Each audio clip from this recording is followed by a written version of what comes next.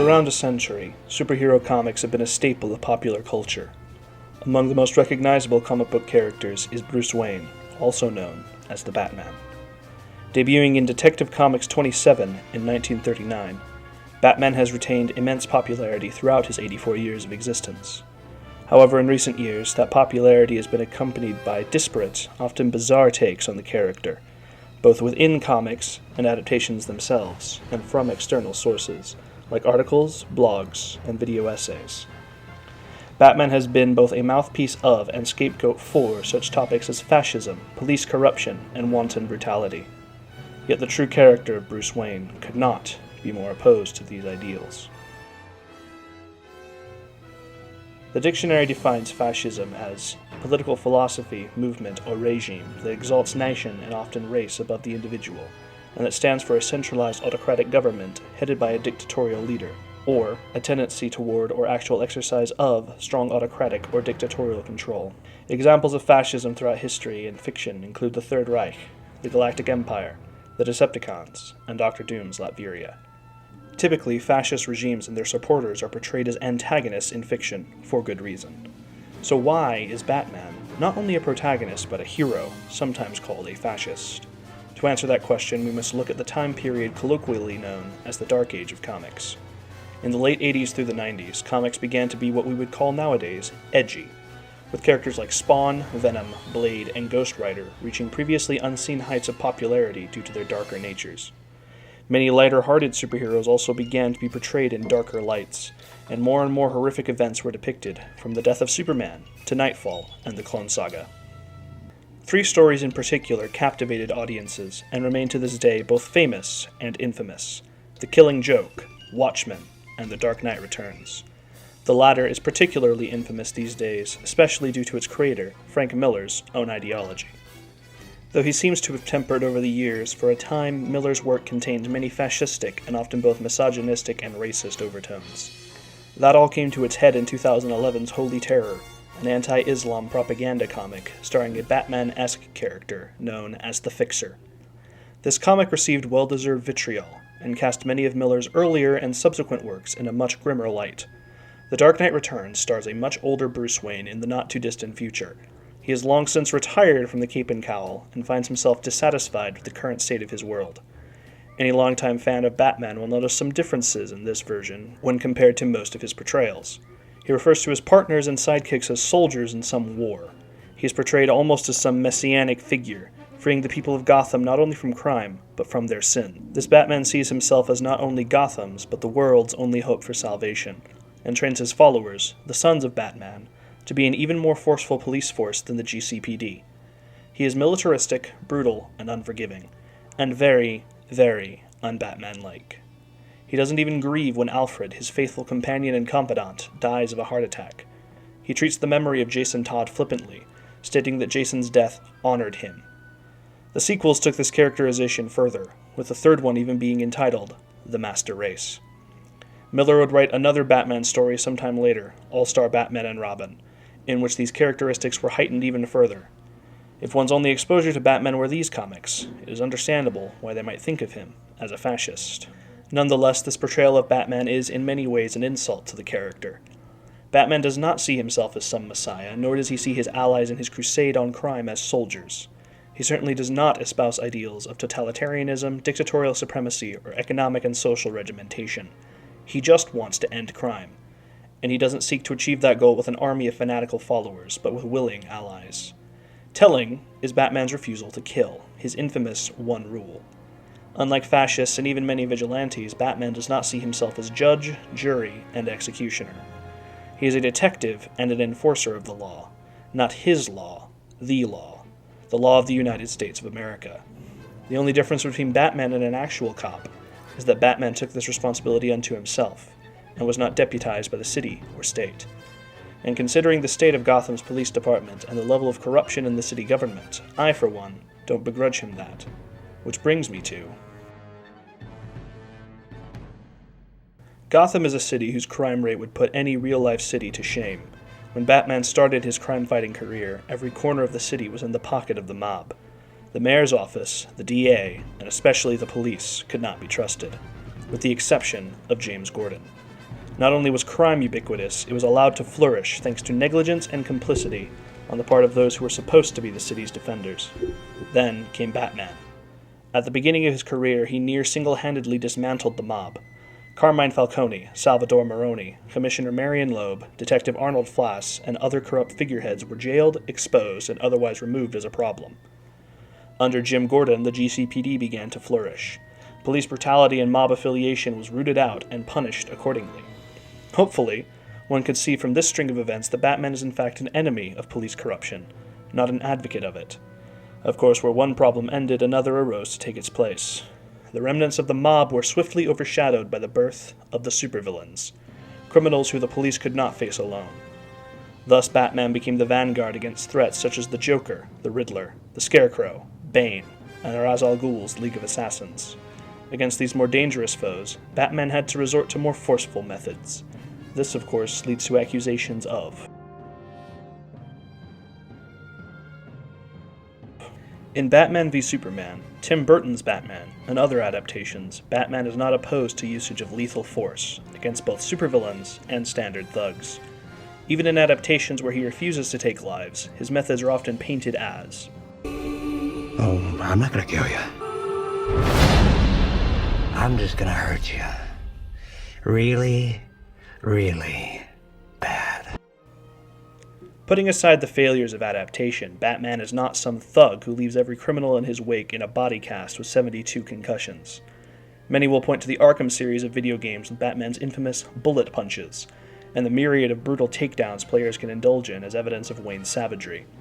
Context is important here. Firstly, enemies in video games are typically killed upon defeat, so as to remove them from the equation, but Batman does not kill. So his foes are portrayed as being knocked unconscious, despite being pummeled, shot by rubber rounds, electrocuted, or exploded. This is purely a gameplay element, however. Batman's takedowns in comics and film are typically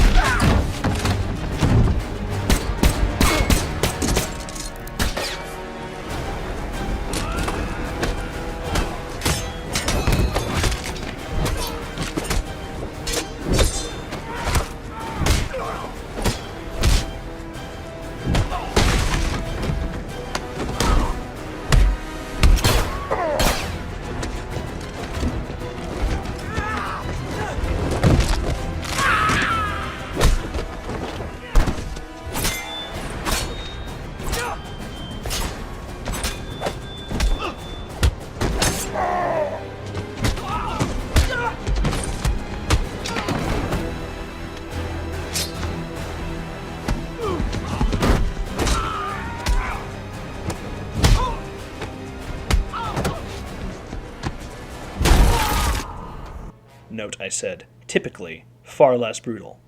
He relies on tying his foes up with rope, disarming them with batarangs, and stunning them. There are even times when Batman doesn't knock his foes unconscious, preferring to incapacitate them in ways that would not permanently injure them. Secondly, Batman does not exist in the real world.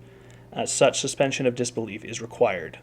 Being knocked unconscious or being pummeled yet still remaining intact, with the only sign of injury being a few bruises and some missing teeth, is a staple of fiction. If Batman were real, then he would likely have a fairly high body count, but in the world of DC, your run-of-the-mill human can take more punishment than a real-life person can. Even Batman himself survives things a normal human would die from. In the immortal words of epic rap battles of history, the genre's called fantasy. It's supposed to be unrealistic. Even putting this context aside, there are a myriad of times where Batman does not immediately resort to violence, preferring to talk his enemies down. Outside of role-playing games, that is difficult to replicate in video game format, though less so in film and television. The Batman the Animated Series episodes It's Never Too Late and Harley's Holiday are prime examples of this. In the former, Batman spends the entire episode attempting to help crime boss Arnold Stromwell leave behind his life of crime, while in the latter, a recently reformed Harley Quinn finds herself in trouble with the law, despite not truly doing anything wrong. Aside from kidnapping Veronica Vreeland, that is. Nevertheless, Batman once more dedicates himself to helping Harley.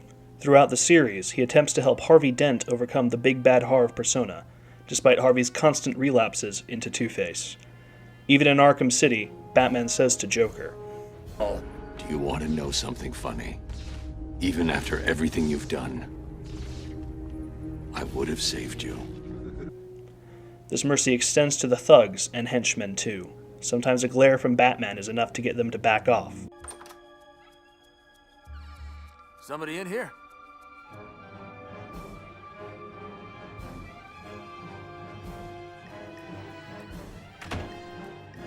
Something wrong? Nope. And sometimes all a criminal needs is a second chance. In the episode Old Wounds, an ex-Joker henchman, Connor, is confronted by Batman in his apartment. From Nightwing's perspective, and that of the audience, this seems unnecessarily brutal. However, it turns out that that moment caused Connor to turn his life around, enough so that Bruce Wayne offered him a job at Wayne Enterprises and continually checked up on him. Batman can be brutal at times. The life he leads forces him to be. However, just as often, if not more so, he can be gentle. And there are few he is gentler with than children.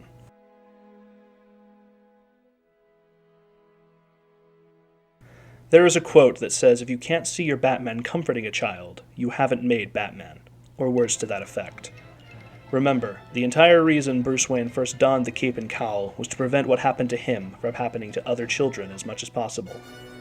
While no man can prevent every tragedy, not even Superman, Batman goes out of his way to prevent as many as possible, and when he can't prevent a tragedy, he chooses to alleviate it. The entire reason Bruce took young Dick Grayson into his care was so that the boy had a stable home. He tried to be the father that both he and Dick lost at a very young age.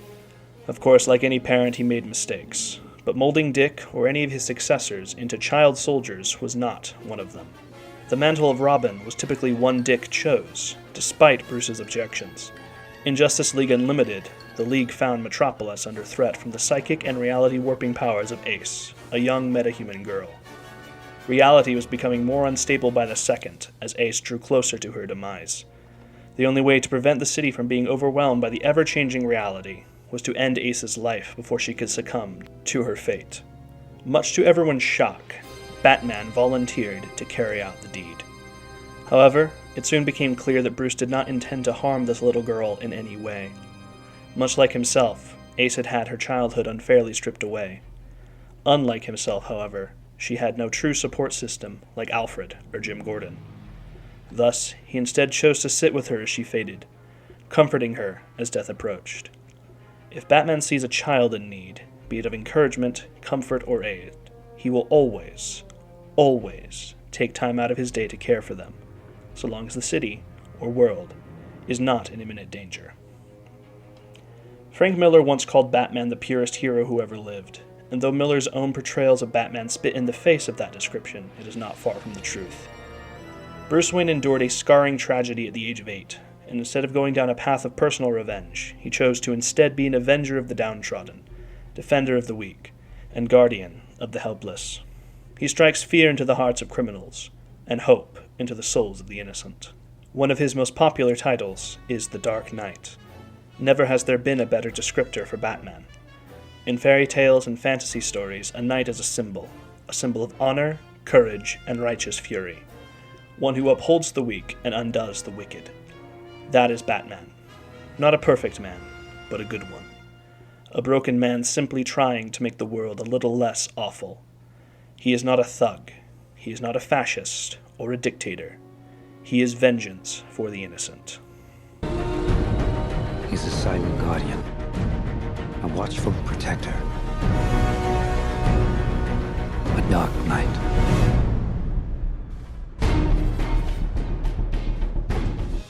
Thank you all for watching this video essay on Batman. I'll be back sometime within the next 2 weeks with another video essay, this one on Optimus Prime from Transformers Prime. If that or any other topic interests you in any way, be sure to drop a like and subscribe. I'll see you all in my next one, whenever that is. See ya.